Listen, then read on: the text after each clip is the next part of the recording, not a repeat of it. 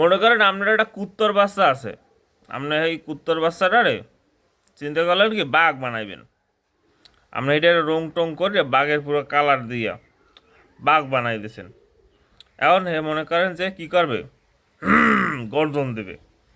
কিন্তু আপনি দেখলেন কি যে গর্জন দেয় না, সে কি করে, হে ই, ই, ই, ওই করে। তো এটা যারা লিজেন্ড তারা বুঝবেন যে আমি কি কথা বলছি। তো যাই হোক, আসেন আমাদের গতকালকের দিকে দৃষ্টিপাত করি। তো গতকালকে কি ঘটনাটা ঘটলো। শুক্রবারের পর শুক্রবার যায়, সপ্তাহের পরে সপ্তাহ যায়, কিন্তু হাদি হত্যার বিচার হয় না, এবং বিচারের কতটুকু কি অগ্রগতি হয়েছে তার বিষয়ে কোনো সুস্পষ্ট তথ্য আমরা জানি না। তো সেই জন্য ইনকিলাব মঞ্চর যারা প্রতিনিধি ছিল তারা কি করছে, তারা একটা দাবি নিয়ে গেছে। দাবি কি, যে এই হত্যার বিচারটা জাতিসংঘের অধীনে হইতে হবে। আমাদের বরিশাল অঞ্চলের একটা প্রবাদ আছে, সেটা হলো যে জ্যারো ছিলাই সিন্নি খাইলি মোল্লা চিনলি না।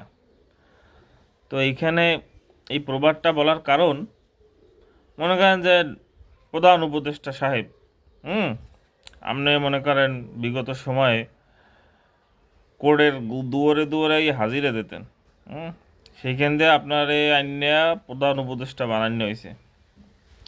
তো যারা বানাইছে, জাগো উছিলায় আপনি মনে করেন যে সিন্নি খাইলেন, এখন আপনার এই প্রশাসন তাদেরকে কুত্তর মতো পিটায়। এটাই স্বাভাবিক, এইটাই নিয়ম। আপনার কেউ উপকার করলে আপনি হ্যাঁ কেসকি কুসকি শুদ্ধ বাস ঢুকাই দেবেন। আর প্রশাসনের কথা কি বলবো, মনে করেন যে প্রশাসন আপনারা যে কালার চেঞ্জ করে ফেলাইলেন, যে আগের প্রশাসনের কালার সমস্যা, কালারের সমস্যা আর কি, কালারটা চেঞ্জ করছেন।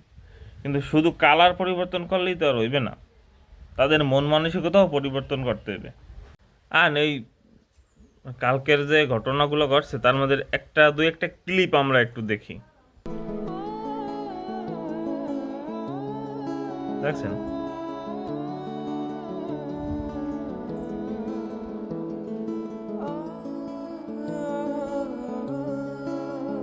আচ্ছা, আন্দোলন করতে এসে আন্দোলনকারীরা বিচারের দাবিতে আন্দোলন করতে এসে, ঠিক আছে বুঝলাম। সাংবাদিকেরা এই খবরাখবর প্রচার করতেছে, তো সাংবাদিকও কেন লাথি মেরে হালাই দেওয়া লাগবে? কা সাংবাদিকও কেন অপরাধ কি?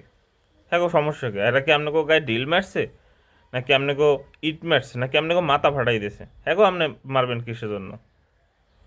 আবার মারেন মারেন, মনে করেন যে যে পুলিশে মারে, এর কাছে জিজ্ঞাসা করলে বলে কি আমাদের ঊর্ধ্বতন কর্তৃপক্ষের নির্দেশ আছে। তাহলে ঊর্ধ্বতন কর্তৃপক্ষটা আসলে কারা? নরেন্দ্র মোদী? এরা কি ঊর্ধ্বতন কর্তৃপক্ষ? ঊর্ধ্বতন কর্তৃপক্ষে কারা বইয়ে রয়েছে? তারা আপনাদের কথা শুনবে না, তাহলে কি তারা কীরকমের ঊর্ধ্বতন কর্তৃপক্ষ? সামনে নির্বাচন, আমরা সবাই চাই নির্বাচন হোক, একজন নির্বাচিত সরকার দেশের ক্ষমতায় আসুক, দেশটা শান্তিতে চলুক, আমরা সবাই সুখে শান্তিতে বসবাস করি, এই তো আমাকে চাওয়া নাকি? দেশটা সামনের দিকে আগুয়ে যাও।